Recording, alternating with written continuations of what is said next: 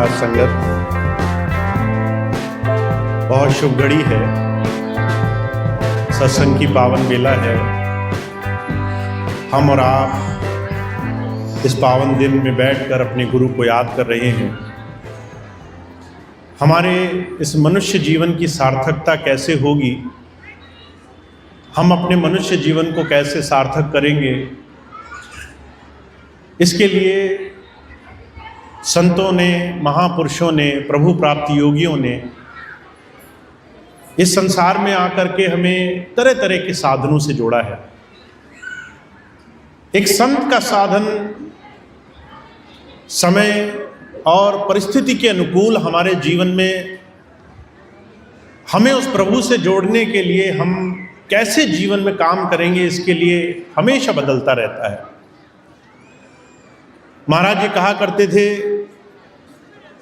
अगर हम ये मान लें कि हमारा प्रभु को पाने का तरीका सिर्फ एक तरीका है जो आज से हजारों वर्ष पहले चला करता था, वही तरीका कारगर है, वो आज भी है, आज से 100 वर्षों बाद भी है, आज से 1000 वर्ष बाद भी है, तो ये सोच हमारी कई बार जीवन में सार्थक नहीं होती। हमारे जीवन में आज के समय में हम कैसे उस प्रभु को हम याद कर सकते हैं, ये वो रास्ता है जो संत हमें जीवन में समझाना चाहता है। हुजूर कृपाल सिंह जी महाराज कहा करते थे, हमारे समय काल में आए हुए संतों महापुरुषों के जीवन को देखिए आप। बाबा जयमल सिंह जी महाराज आए, उन्होंने अपने जीवन में ध्यान को बड़ा महत्व दिया। साधना, ध्यान एकांत में करके आप जितना ज़्यादा उस प्रभु से जुड़ सकते हैं। और कहा जाता है कि वो इतने सख्त थे ध्यान के प्रति, अगर कोई ध्यान नहीं करता था तो वो किसी से ज़्यादा चर्चा नहीं करते थे। अगर प्रभु पाना है तो समय निकालो, ध्यान करो, उस प्रभु के लिए अपना वक्त दो, उसको अपने जीवन में सबसे ऊपर रखो। पर अगर आप उनके बाद बाबा सावन सिंह जी महाराज के जीवन को देखेंगे तो बाबा सावन सिंह जी महाराज ने बहुत प्रेम से लोगों को भक्ति के मार्ग से जोड़ा, इतनी सख्ती नहीं करी। बाबा सावन सिंह जी महाराज के समय की बात प्रसिद्ध है कि वो लोगों को सेवा से, सत्संग से, लोगों को सहज भाव से भक्ति कराया करते थे। भजन की बात उन्होंने भी कही, पर उन्होंने कभी उस पर बहुत सख्ती नहीं करी, कभी उसके लिए बहुत नाराजगी नहीं जताई, सहज भाव से भक्ति कराई। और बाबा सावन सिंह जी महाराज कहा करते थे, जब तुम सहज भाव से सदगुरु से प्रीति करोगे तो तुम्हारी धुन खुल जाएगी, तुम्हारा शब्द जारी हो जाएगा, अंदर से अनहद की आवाज एक आ रही है वो आने लग जाएगी। अगर तुम अंदर से आ रही उस प्रभु की आवाज को सुन रहे हो, का आ रही धुर से सदा तेरे बुलाने के लिए, ध्यान गैरों का हटा उसको बिठाने के लिए, तुम्हारे अंदर से एक अनहद की आवाज आ रही है प्रभु की, उसको अगर तुम सुनने वाले बन गए तो तुम अपने जीवन में उस प्रभु धारा से जुड़ गए। और उसको सुनने के लिए तुम्हारा मन निर्मल होना चाहिए। मन में छल, कपट, द्वेष, भेदभाव, मन में तेरी मेरी, मन में संसार का अहंकार अगर है तो उस प्रभु की आवाज नहीं आएगी तुम्हें। तो बाबा सावन सिंह जी महाराज ने प्रेम मार्ग के रास्ते पर जोड़ा। फिर एक ऐसा समय आया, हुजूर कृपाल सिंह जी महाराज आए, तो महाराज जी के बारे में जिक्र आता है, महाराज जी ने फिर से सख्ती करी। अगर कोई उनके पास आता था कि महाराज मुझे प्रभु दर्शन कराओ, तो महाराज जी कहा करते थे, डायरी भरते हो? डायरी महाराज जी ने ध्यान से जोड़ने के लिए जीवन को हम कैसे जी रहे हैं, जीवन जीने का तरीका क्या है, हम खुद सुधार कर रहे हैं या नहीं कर रहे हैं, इस बात की उन्होंने पाबंदी रखी, बड़ी सख्ती करी। मुझे याद है स्वामी जी कई बार एक किस्सा सुनाया करते थे। एक बार एक महिला गई, प्रेम में महाराज जी के पैर छूने लगी, तो महाराज जी बड़े नाराज हो गए। महाराज जी कहने लगे, बीबी मेरे पैरों में क्या रखा है, क्या ढूंढ रही हो नीचे? ऐसा क्या नीचे मिलेगा जो तुम्हें मेरे इस शक्ल में, मेरी आंखों में नहीं मिल सकता है? नीचे ऐसा क्या तुम्हें मिल जाएगा? तुम्हें अगर कुछ पाना है तो तुम्हें गुरु की आंखों में निखारना होगा, तुम्हें उससे प्रार्थना करनी होगी। तुम जिस भाव के लिए गुरु के पास आए हो वो तुम्हें चरणों में, पैरों में नहीं खोजने से मिलेगा। तुम्हें गुरु से अपने हृदय से प्रीति करके उससे अंदर से प्रार्थना करनी होगी। और जब भी महाराज जी से कोई कहता है कि महाराज मुझे प्रभु से जोड़ लो, तो महाराज जी कहा करते थे, डायरी रखो। डायरी रखने का विधान सिर्फ इतना था कि जो हम जीवन जी रहे हैं समाज में, घर में, दुनिया में, वो जीवन स्वार्थ के कारण बड़ा गंदा हो गया है। उसमें हिंसा भर गई है, उसमें स्वार्थ भर गया है, छल कपट भर गया है, उसमें झूठ भर गया है। महाराज जी कहा करते थे, अगर तुम किसी इंसान से आज बात करो तो तुम्हें एहसास होगा कि 100 में से 90 बात कोई आदमी झूठ बोलेगा। झूठ बोलना आज के जीवन में लोगों की एक नई तकनीकी बन गई है। अगर आप किसी से पूछ लें कि भाई तुम मुझे ये बताओ, कल तुम मेरा सहयोग करोगे, मदद करोगे, नहीं करोगे, सामने वाला तुम्हारी मदद नहीं करना चाहता होगा, फिर भी तुम्हारे मुंह पे झूठ बोलेगा। अरे तुम मुझ पे भरोसा करके देखो, तुम मेरी बात मानकर देखो, दुनिया तुम्हारा साथ नहीं दे, मैं जरूर दूंगा। और जब वो समय आएगा तो वो आपकी मदद करने से नदारद हो जाएगा, वहां नहीं पहुंचेगा। लोगों की जबान की कीमत घट गई सिर्फ इस वजह से क्योंकि महाराज जी कहा करते थे, हमने अपने जीवन को स्वार्थ के वशीभूत कर लिया है। हम सिर्फ फायदा देखते हैं, हम ईश्वर को हाजिर नाजिर नहीं मानते। हमें भय नहीं है कि परमात्मा हमारे जीवन में हमें देख रहा है, हमारे हर एक करनी पर नजर रखे हुए है।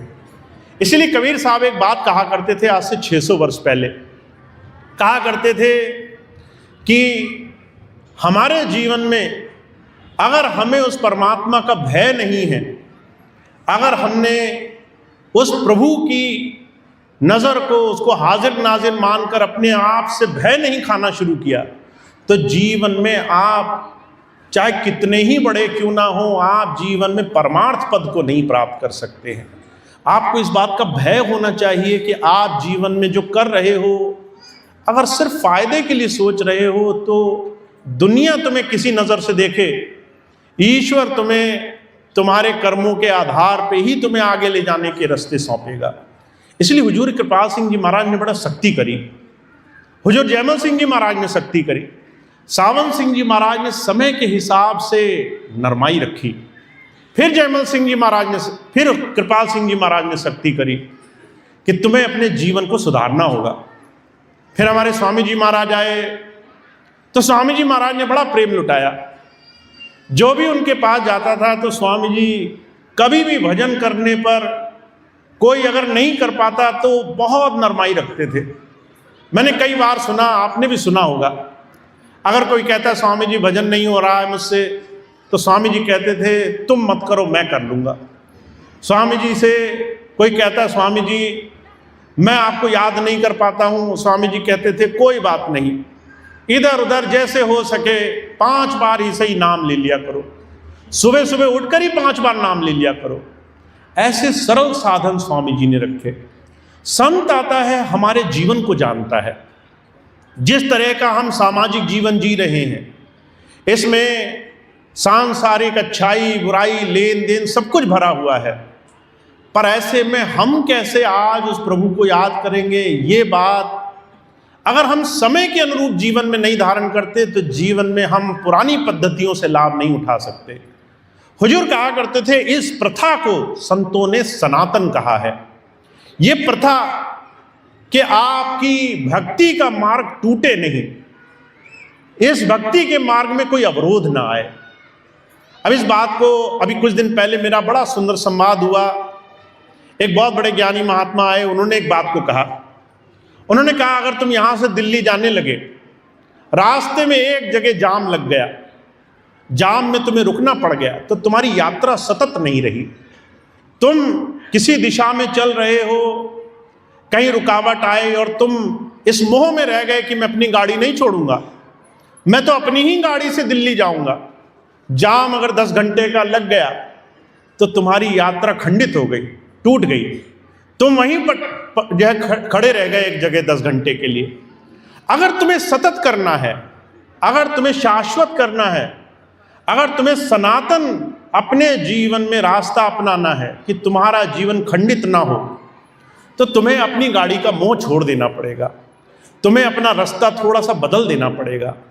तुम्हें गाड़ी से उतर करके बस, टेम्पू, रिक्शा, पैदल जो भी हो, तुम्हारा रास्ता ना रुके, तुम आगे चलते रहो, इसका प्रयास करना पड़ेगा।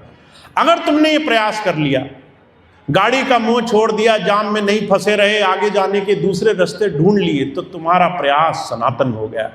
तुम रुके नहीं, तुम चलते चले गए। महाराज जी कहा करते थे, संतों का मार्ग सनातन मार्ग होता है, क्योंकि वो चाहते हैं कि तुम अपने जीवन में कर्म कांड में मत फंसो। तुम कर्म को योग की तरह धारण करो। कोई भी काम करो, अगर उससे तुम्हें प्रभु याद आता है, अगर प्रभु की मौजूदगी का एहसास होता है, जीवन में तुम्हें अपने कर्तव्य के प्रति, अपने जीवन में एक एक सांस के प्रति तुम्हें दायित्व समझ में आता है, तुम अपना धर्म नहीं भूलते। अब तुम्हारा स्वधर्म क्या है? भगवान श्री कृष्ण ने गीता में कहा है, मनुष्य होने के नाते अगर तुमने ये समझ लिया कि मनुष्य होना क्या है, तो तुम्हारा सबसे बड़ा स्वधर्म है दया दान। तुम अपने जीवन में दया धारण करो। तुम सबको समदृष्टि से देखने वाले बनो। तुम लोगों को प्रेम से जीवन में, अपने जीवन में धारण करो। अब माता होती है, अगर बच्चा माता को 2 बार गुस्से से कुछ कहे, तो माता उस बच्चे को उसी क्षण घर से बाहर तो नहीं निकाल देती। ऐसा तो नहीं कहती कि तुम मुझसे बदतमीजी से पेश आए, मैं तुम्हें घर से बाहर निकाल देती हूँ। महाराज जी कहा करते थे, माता क्षमा दान जानती है, माता दया दान जानती है। माता जानती है बच्चे ने जो किया वो नादानी में किया, जब एहसास होगा ये इस बात का बुरा मानेगा, इसको दुख होगा, ये फिर से सुधर जाएगा। हुजूर कहा करते थे, संत हमें जीवन में इस मनुष्य जीवन की बड़ाई सिखाना चाहता है। कहता है, तुम इस बात को समझ लो कि तुम जितने भी संसार में जन्मे हो, इस संसार में उस प्रभु के भेद को जानना तुम्हारे जीवन की सबसे पहली कड़ी है। और उस प्रभु को जानने के लिए तुम्हें अपने जीवन में हमेशा अपने जीवन की, इस मनुष्य जीवन की सबसे ऊंची धारणा को अपनाना पड़ेगा, जिसे धर्म कहोगे। और वो धारणा है अपने जीवन में क्षमा, शील, वैराग, विवेक, इससे अपने जीवन को जिया करो। तुम हर रोज जियो, और हर रोज तुम्हारे सामने विपत्ति आएगी। उस विपत्ति में तुम अपने आप को कैसे अच्छा बनकर जिया जाए, इस बात की धारणा रखो। तुम्हें क्रोध आएगा, पर क्रोध के ऊपर तुम शीलता रखना, क्षमा रखना। तुम्हें अपने जीवन में लालच आएगा, लालच में गलत काम करने की भावना जगेगी, पर तुम अपने मन में संतोष रखना। जो है, जो प्राप्त है, वो मेरे लिए काफ़ी है कि नहीं है, जो प्रभु ने दिया है वो मेरे लिए उपयुक्त है कि नहीं है, पहले संतोष धारण करना। तो जो कहा करते थे, संत हर एक सत्संगी को पहले वर्तमान में जीना सिखाता है। कहता है, तुम्हारे पास जो है पहले उसका तुम जीवन में सही तरीके से अनुपालन करो। तुम्हें परमात्मा ने जो दिया पहले उसको समझो, उसके लिए धन्यवाद करना शुरू करो। आज तुम्हें घर दिया, प्रभु की देन है। माता पिता दिए, बहुत से लोग ऐसे हैं जिनके माता पिता नहीं हैं, कैसे जीवन जीते होंगे। बहुत से लोग हैं जिनके पास घर नहीं है, कैसे जीवन जीते होंगे। महाराज जी कहा करते थे, अरिस्टोटल एक बहुत बड़े दार्शनिक हुए। उन्होंने एक बार किसी के पूछने पर जवाब दिया। उन्होंने कहा, अपने एक एक सांस को बहुत संभाल कर रखना। जो जीवन तुम्हारे पास है, कहीं अस्पताल में बहुत जर्जर हालत में कोई इंसान उस जीवन को पाने की कामना कर रहा है जिसको तुम नज़रअंदाज करे घूम रहे हो। तुम कहते हो मेरे को क्या दिया परमात्मा ने, पर तुम्हारा शरीर स्वस्थ है, माता पिता है, घर में खाने को रोटी है, सुख चैन का जीवन है। इस जीवन के लिए कोई अस्पताल में कामना कर रहा है, हे प्रभु मुझे जीवन दोबारा मिल जाए, मैं तेरी याद करूंगा। और तुम यहां बैठे अपने जीवन को कोस रहे हो, मुझे क्या दिया परमात्मा ने। हुजूर कहा करते थे उस प्रभु को ये बदलते देर नहीं लगेगी, तुम उसकी जगह ले लो, वो तुम्हारी जगह ले ले, इसको बदलते देर नहीं लगेगी। अगर तुमने उस प्रभु की दया का गुणगान नहीं करना शुरू किया, वो जो गुणगान कर रहा है वो तुम्हारे जीवन को पाते देर नहीं लगाएगा। तब जब संत आते हैं वो कहते हैं तुम पहले वर्तमान को देखो, प्रभु ने बहुत कुछ दिया है तुम्हें अच्छा जीवन दिया, सुख चैन की ईमानदारी की रोटी दी, हाथ पैर दिए, शरीर दिया, समर्थ दी तुम्हें। जीवन में ऐसे लोग दिए तो तुम्हें प्रेम करने वाले हैं, ऐसे लोग दिए जो तुम्हारे लिए अच्छे शुभ की कामना करते हैं। अगर तुमने ये नजर पा ली और तुम ये समझ गए कि जीवन में संत तुम्हें तुम्हारे जीवन में पहले कृतज्ञ बनाना सिखाता है, पहले विनम्र बनाना सिखाता है, पहले जो तुम्हारे पास है उसके लिए धन्यवाद देने योग्य तुम बन जाओ, ऐसी मन बुद्धि बनाना चाहता है। तो जो कहा करते थे, इसको स्वामी जी महाराज ने पात्रता कहा है। आप अपने जीवन में गुरु से तभी कुछ पाओगे जब आप पात्र बन जाओगे, जब आप उसकी मर्जी पर, उसके भाणे पर छोड़ना शुरू करोगे। अभी कुछ देर पहले मुझे एक भाई मिले आकर के, वो कहने लगे भैया जी मैं चाहता हूँ आप मेरी मन की इच्छा पूरी कर दें ताकि जो है मेरे मन को संतोष हो चुके। मैंने कहा शायद यही कारण है कि तुम जीवन में आगे नहीं बढ़ पा रहे, तुम्हारे मन में अभी भी अपने ही मन के मनवाने की इच्छा लगी हुई है। मेरे ही मन की हो जाए तो मेरा जीवन अच्छा हो जाएगा। हो सकता है प्रभु ने तुम्हारे लिए और अच्छा लिखा हो, तुमने सोचा हो मुझे 100 रुपया मिले, परमात्मा 1 लाख की गिनती लिख कर बैठा हो, पर तुम तो 100 में अटके हो, तुम तो अपने मन की चलाने में लगे हो। अगर तुम अपने मन से चाहते रहोगे, अगर अपने मन से अपने मन की इच्छाओं के पीछे भागते रहोगे तो तुम गुरु से, उस प्रभु प्रीतम से कैसे कुछ पा सकोगे। पहली चीज है हमें अपने जीवन में पात्र बनना है, हमें अपने जीवन में कृतज्ञ बनना है। जो वो प्रभु दे रहा है पहले उसके लिए दिल में शुक्राना आ जाए। उसके बाद अगर कुछ और चाहिए तो तुम उसकी इच्छा पर सोच छोड़ दो कि हे प्रभु जो तुम्हें ठीक लगे वो तुम मुझे बख्शो। अगर तुम्हें लगता है मेरे जीवन में मुझे ये आज की जो मेरी इच्छाएं हैं वो पूरी नहीं होनी चाहिए, तो तुम्हारी इच्छा से वो मेरा काम बिल्कुल ना बने। और तुम चाहते हो कि मेरे ये काम बन जाएं तो तुम अपनी कृपा से ही वो मुझे प्रदान करो, जो तुम्हें ठीक लगता है वो मुझे देने वाले बनो। तो जो कहा करते थे संत चाहता है तुम अपने जीवन में जीवन को शिष्य की तरह, अपने जीवन में धारणा की तरह धारण करो। तो आप और हम जिस जीवन में गुरु से कुछ पाने के लिए आए हैं उसके लिए हमें पात्र बनना जरूरी है। उसके लिए पहले हमें अपने वर्तमान में जो उस प्रभु ने दिया उसके लिए कृतज्ञ होना जरूरी है। उसके लिए हमें अपने जीवन में अपने आज के जीवन को समझना बड़ा जरूरी है। और आपको मैं एक चीज बताऊं, हमारे हजारों लाखों करोड़ों सत्संगियों में बहुत ज्यादा लोग ऐसे नहीं हैं जो इस छोटी सी क्रिया का अभ्यास कर रहे हैं। गिनती तो बहुत ज्यादा है, पर जो है इस गिनती में गुरु की बात पर जीवन में अभ्यास करने वाले अभी भी बहुत कम ही लोग हैं जो गुरु की बात को जीवन में अपनाने का प्रयास करते हैं, जो गुरु की बात को जीवन में हर रोज अभ्यास करने की कोशिश करते हैं।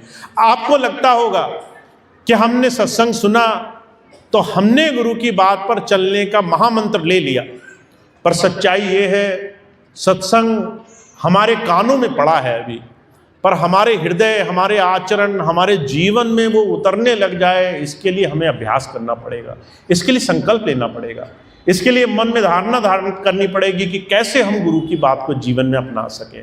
तो आज मैं सिर्फ आपको एक छोटी सी बात बताना चाहता हूँ कि आप जीवन में जिस गुरु धारा से सब कुछ पाना चाहते हो वो आपके आचरण, आपके स्वभाव में छुपी हुई है। आप जिस वक्त गुरु का सत्संग अंदर ले आओगे उसी क्षण से गुरु आपके जीवन में सारे कामों के काम बनाने लग जाएगा। कबीर साहब ने कहा है, कबीरा मन निर्मल भया जैसे गंगा नीर, पीछे पीछे हरि फिरें कहत कबीर कबीर। मन निर्मल करने से, मन गुरु के चरणों में छोड़ने से, मन गुरु जी की शरणागत में हो जाए, ऐसी छोटी सी अभ्यास क्रिया करने से आप देखोगे आपके जीवन में सारे काम पहले से पहले गुरु बनाकर रखता है। आप मन में इच्छा भी नहीं कर पाओगे, उससे पहले काम बन जाया करेंगे। आप बस सोचोगे मात्र कि मेरे को ये मिल जाता, और उससे पहले ही स्वामी जी उन सारे कामों को करके रखेंगे। तो आपके जीवन में बड़े बड़े काम हो जाने हैं, पर उसके लिए आपको अपने मन की निर्मलता, अपने जीवन की शरणागत भाव पर पहले ध्यान देना है। और आपको एक छोटी सी बात मैं और बताता हूँ। आपको लगता होगा गुरु हमारे जीवन में क्या देखता होगा जो हमें कुछ देता होगा? वो हमारी सुंदरता देखता होगा, हम कितने लंबे समय से सत्संगी हैं ये देखता होगा, वो ये देखता होगा कि हमने कितनी सेवा करी, वो ये देखता होगा कि हम कितने नियम से सत्संग में आए। गुरु जी हमें किस बात से हमारे जीवन में आशीर्वाद देते हैं? वो सिर्फ ये देखता है हम कितना उसके वचनों को मानने के लिए जीवन में इच्छा और पूरी श्रद्धा से लगने के लिए लालायित है। गुरु की बात हमारे लिए कितनी कीमती है। अगर आप गुरु की बात घर बैठे मान रहे हो, आप उस सत्संगी से 1000 दर्जे अच्छे हो जो 24 घंटे गुरु जी के अंग संग रहता है, 24 घंटे उनके आसपास घूमता है, पर उनकी बात को मानना नहीं चाहता। उनकी बात मानने से पहले अपनी बुद्धि लगा देता है। गुरु जी ने बात कही पर इसका मतलब ये निकलेगा, गुरु जी ने बात कही पर वो हमें वो कुछ बताना चाहते हैं। अपना पर लगाया और गुरु की बात से आप इधर से उधर होते देर नहीं लगेगी। तो मैं आपको सिर्फ एक बात कहता हूँ, गुरु के वचनों पर मत्था टिकाना ही भक्ति का सबसे बड़ा रास्ता है। गुरु आपको जीवन में निर्मल, गुरु आपके जीवन में सहज बनाने के लिए आया है, और इसके लिए आपको बस इतना काम करना है। सुबह से लेकर शाम तक हर दिन की दिनचर्या, बस एक दिन का ध्यान रखो। कल क्या होगा उसकी चिंता मत करो, कल क्या हो गया उसकी फिक्र मत करो। आज जो आपके पास है उसमें आप कितना कितना समय गुरु की याद में लगा सकते हो सकता है आप दोपहर हो गई, आपने घड़ी देखी 2:30 बज गए, सिर्फ आपके पास 7 घंटे बचे हैं 9 बजने में। 9 बजे आप बिस्तर पकड़ लोगे। इस 7 घंटे में आप कहाँ उसकी याद कर सकते हो? क्या अभी का एकांत में बैठ सकते हो? क्या 2 मिनट आंखें बंद करके दिल से प्रार्थना कर सकते हो? क्या बस में बैठकर जाओगे? क्या रिक्शे में बैठकर जाओगे? इधर उधर बोलने की बजाय क्या 2 मिनट आंखें बंद करके गुरु से प्रार्थना कर सकते हो? ये जो सहज भाव होता है, आप कहीं भी उसकी याद करना चाहते हो, चलते फिरते उठते बैठते, सोते जागते, खाते बनाते, कहीं भी आप समय निकालना चाहते हो, 2 मिनट का समय निकालना चाहते हो, 2 घड़ी का समय निकालना चाहते हो, ये जो भाव है ना, सिर्फ आज मैंने कहाँ उनकी याद करी, कितनी उनकी याद करी, ये जो 2-2 क्षण आप बचा लोगे, ये आपको गुरु प्रेम से जोड़ देगा, ये गुरु की याद से जोड़ देगा। तो आपके लिए बहुत आसान तरीका है, हर दिन बस एक दिन का ध्यान रखो, आज का दिन मैं कितना गुरु जी को याद कर पाया। अपना समय देखो और कहो आधा दिन बचा है, आधे दिन में कहाँ याद करूँगा? अभी सत्संग खत्म होगा, लंगर मिलने में देरी होगी, पंगत में बैठे होगे, सामने थाली परोस दी जाएगी, या तो पड़ोसी से बात करोगे या गुरु जी की याद करोगे। ऐसे समय बचाते रहो, 2-2 क्षण बचाते रहो। अगर आपने ऐसा कर लिया तो आप देखोगे, महाराज जी कहा करते थे, आप दूसरे से 1000 कदम आगे होगे जो 2-2 क्षण में उस गुरु की याद करते करते गुरु का प्रेम मन में बसा लेता है। तो हम आज ऐसे समय में हैं जहाँ एक एक सांस की कीमत है, जहाँ एक एक क्षण, एक एक भाव की कीमत है। अगर आपने ये समय बचा लिया, अपने खाते में जोड़ लिया, तो गुरु आपके जीवन में आपके अंग संग रहता है, आपके सारे काम बनाता है। तो इतनी बात हमें जीवन में बनानी है। स्वामी जी महाराज की इतनी बात को आप जीवन में धारण करें ताकि आप इसका लाभ उठा सकें।